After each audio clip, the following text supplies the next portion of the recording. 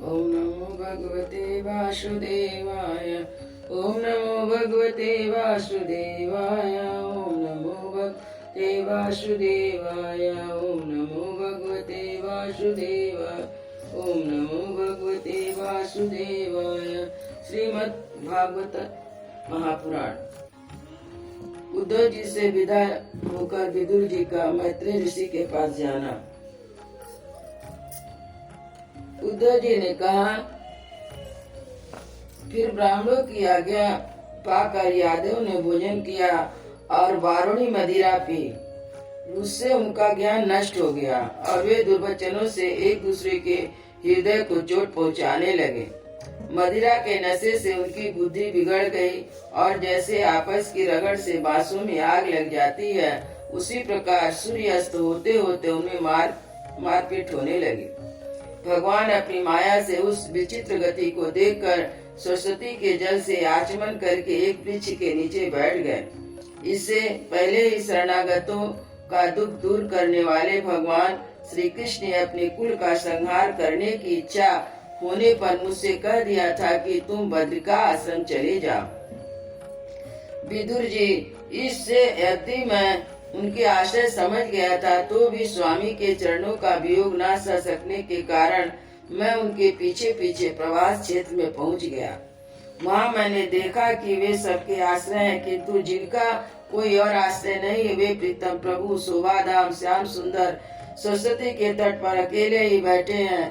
दिव्य विशुद्ध सत्वमय अत्यंत सुंदर श्याम शरीर है, कांति से भरी रत्नारी आंखें हैं। उनकी चार भुजाएं रेशमी पीताम्बर देखकर मैंने उनको दूर से ही पहचान लिया।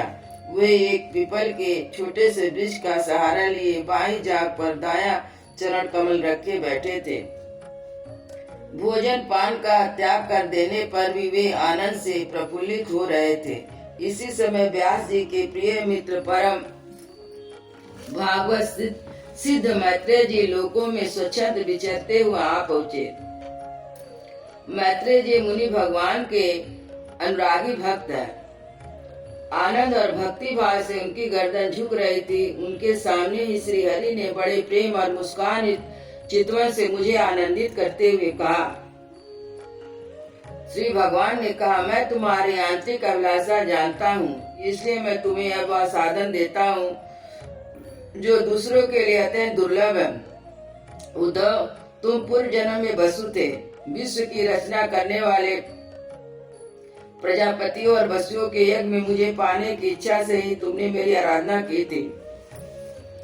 साधु स्वभाव उद्धव, मैं संसार में तुम्हारा अंतिम जन्म है, क्योंकि इसमें तुमने मेरा अनुग्रह प्राप्त कर लिया है।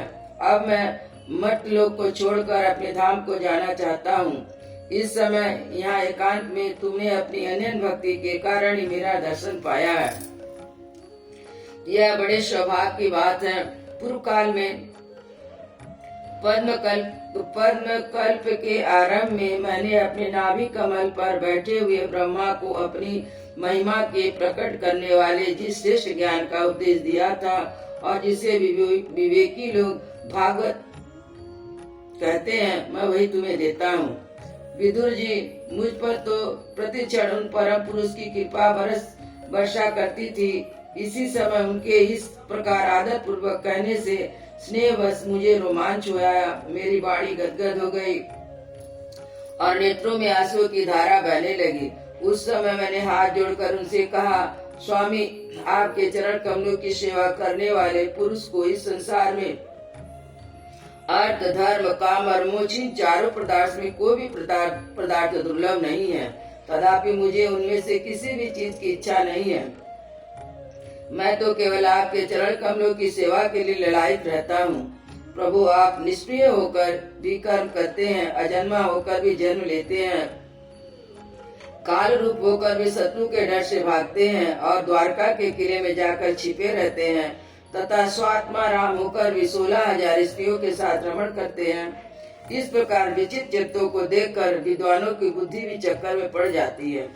हे देव, आपका ज्ञान आपका स्वरूप ज्ञान सर्वदा अबाध और अखंड है। फिर भी आप सलाह देने के लिए मुझे बुलाकर जो भोले मनुष्यों की तरह बड़ी सावधानी से मेरी सम्मति पूछा करते थे, प्रभु आपकी वह लीला मेरे मन को मोहित सा कर देती है।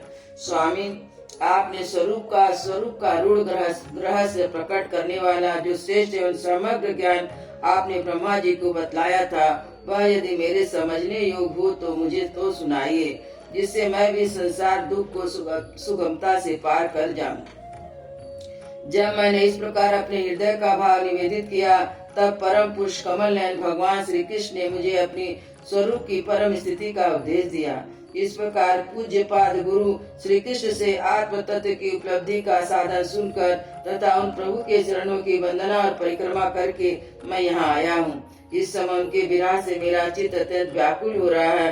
विदुर जी, पहले तो उनके दर्शन पाकर मुझे आनंद हुआ था, किंतु अब मेरे हृदय को उनकी विरह व्यथा अत्यंत पीड़ित कर रही है। अब मैं उनके प्रिय क्षेत्र बदिका आश्रम को जा रहा हूँ, जहाँ भगवान श्री नारायण देव और नर ये दोनों ऋषि लोगों पर अनुराग करने के लिए दीर्घकालीन स्वयं दूसरों को सुख पहुँचाने वाली एवं कठिन तपस्या कर रहे हैं। सुखदेव जी कहते हैं, इस प्रकार उद्धव के मुख से अपने प्रिय बंधुओं के विनाश का असह समाचार सुनकर परम ज्ञानी विदुर जी को जो शोक उत्पन्न हुआ, उसे उन्होंने ज्ञान द्वारा शांत कर दिया।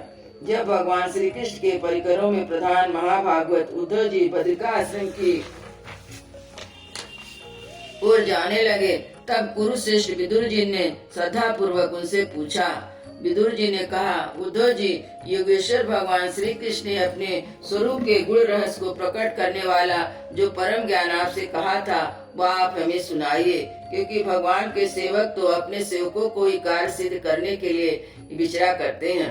उद्धव जी ने कहा, इस तत्व ज्ञान के लिए आपको मुनिवर मैत्रेय जी की सेवा करनी चाहिए। इस समय मर्त्यलोक को छोड़ते समय मेरे सामने स्वयं भगवान ने ही आपको उद्देश्य करने के लिए आज्ञा दी थी।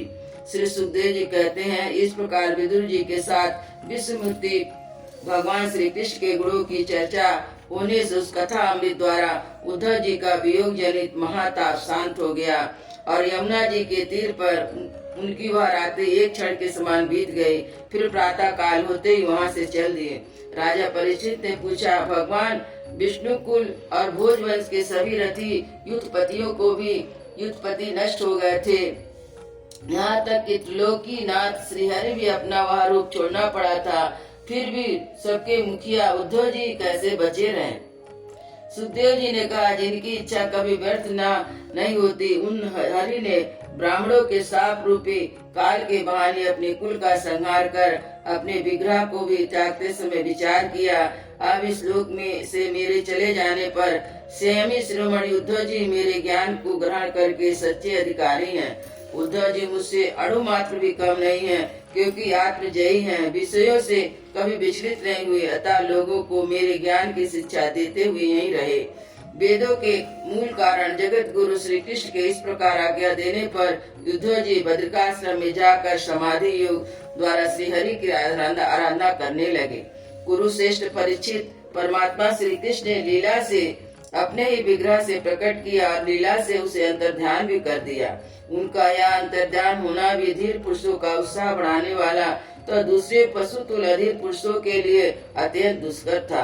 परम भागवत उद्धव जी के मुख से उनके प्रशंसनीय कर्म इस प्रकार अंतर्ध्यान होने का समाचार पाकर यह जानकर कि भगवान ने परम धाम जाते समय मुझे भी स्मरण किया था, विदुर जी ने उद्धव के चले जाने पर प्रेम से विहल होकर रोने लगे। इसके पश्चात सिद्ध शिरोमणि विदुर जी ने यमुना तट से चलकर कुछ दिनों में गंगा जी के किनारे जा पहुँचे, जहाँ श्री मैत्रेय जी रहते थे। अयोध्या श्री राम लला की जय, वृंदावन बिहारी लाल की जय, श्री गुरु महाराज की जय।